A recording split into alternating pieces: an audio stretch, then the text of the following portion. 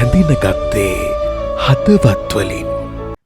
හෙල්ලෝ කට්ටිය මොකද වෙන්නේ මොනා වෙන්නදනේ වහින ඉවර යන්න ඇත්තටම අද අපි කරන්න යන්න හදන්නේ ජෙෆ්නාදරේ. ඔගොල්ලෝ මං හිතන්නේ බලනත් ඇති මේ විදි බලාගෙන යනවත් ඇති. ජෙෆ්නාදරේ කියන්නේ ටැමිල් වයිබ් එකකට ලියවිච්ච ලස්සන කතාවක්. මේ කියන්නේ ස්වර්ණවාහිනී 8:00ටනේ අටමාටද සෙනසුරාදිරා ඉරිදා 8:00ට යන්නේ. ඉතින් ඒකේ ලස්සන ට්‍රේලර් එකක් අවුට් කරලා තිබ්බා. ඒකට වොයිස් එකක් දාන්න තමයි යන්නේ. මේකට වොයිස් එකක් දාලා තිබ්බා. ෆීමේල් මේල් දෙකම දාලා තිබ්බා. ඉතින් ඒක ලස්සන වොයිස් එකක් මටත් හිතුණා කරන්න ඕන කියලා. මොකද ඒකේ ෂොට්ස් එක මාර ලස්සන ට්‍රේලර් කට්ටක් එක. ඉතින් ඒකේ වොයිස් එක අපි දාන්න තමයි යන්නේ. මේකේ ෆීමේල් කට් එකට අපේ නංගිට වොයිස් කරන්න කිව්වා. එයාට බෑ කිව්වා. එයාට ඒකේ තියෙනවා මේ ඇත්ත ජීවත් වෙන්න ඕන ආදරේ විතරමයි කියලා පොඩි ලස්සන කෑල්ලක් තියෙනවා. මෙයා ඒක කියන්නේ කොහොමද දන්නවද? ඇත්ත ජීවත් වෙන්න ඕන.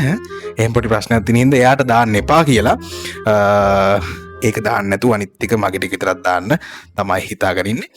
අපි බලමු වැඩේ කොච්චර දුරට සාර්ථක වෙයිද කියලා. මේක තමයි ජෙෆ්නාදරේ ටෙලිකාස්ට් වෙච්ච කට් එක. ඉතින් අපි ඒක ඔක්කොටම කලින් ඒක බලමු. ඒක බලලාවිලා මම වොයිස් කරන එක බලමු. බලන්නකෝ. ප්‍රිසිලා ගොඩහේවාගේ සම්මානනීය නවකතාව ඇසුරෙන් රංග ප්‍රේමරත්නයන් හද මතට සිත්තම් කරන රූප රචනය.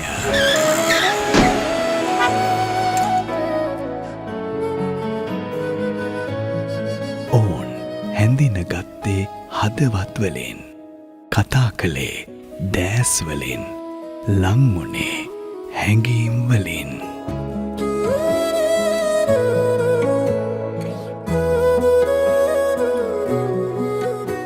අවිශ්වාසයේ අන්ධකාරය මැද ඔවුන් විශ්වාසය තැබූ එකම ආලෝකය ආදරය විතරමයි.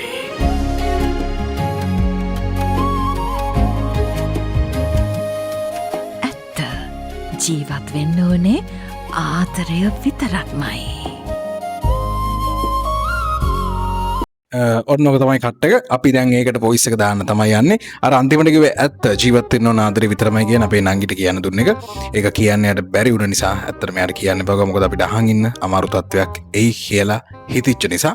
හරි ඒ වැඩන්නේ. අපි දැන් මං කොහොමද වොයිස් කරන්න බලන්න. මේක try එකක් විතරයි. පිසිලා ගොඩහේවාගේ සම්මානනීය නවකතාව ඇසුරෙන් රංග ප්‍රේමරත්නයන් හදමතට සිත්තම් කරන රූප රචනය.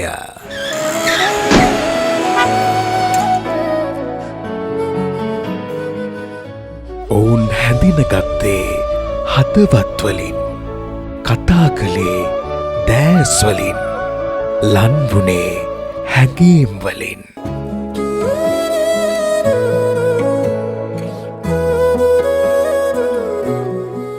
අවිශ්වාසයේ අන්ධකාරය මැද ඔවුන් විශ්වාසය තැබූ එකම ආලෝකය ආදරය විතරමයි.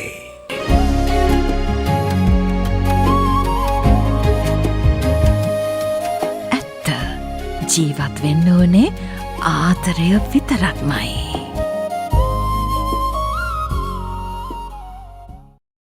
ඔහොම තමයි අපි වොයිස් කරේ. ඉතින් ඕගොල්ලන්ගේ අදහස අනිවාර්යෙන් පල්ලෙන් කමෙන්ට් එකෙන් දාන්න යන්න. මොකද එක එක්කෙනා වොයිස් කරන්නේ එක එක විදිහට, එක එක moods වල. එහෙම නැත්නම් ක්ලයන්ට් ඕන විදිහට එතන ඉන්නවා ඩිරෙක්ටර් කෙනෙක්. එයාට ඕන විදිහට තමයි ඒ වැඩේ වෙන්නේ. ඒ අනුව තමයි වැඩේ අවුට් වෙලා ඕගොල්ලන්ට බලන්න පුළුවන් වෙන්නේ. ඉතින් ඒකත් මතක් කරන ගමන් හැමෝම පරිස්සමට ඉන්න. වහිනවා, ගොරවනවා, අකුණු ගහනවා, මේ හැමදේම වෙනවා. වෙමින් පවතිනවා. ඒක නිසා පරිස්සමට ඉන්න. ඔයගොල්ලෝ හැමෝටම ජය වේවා.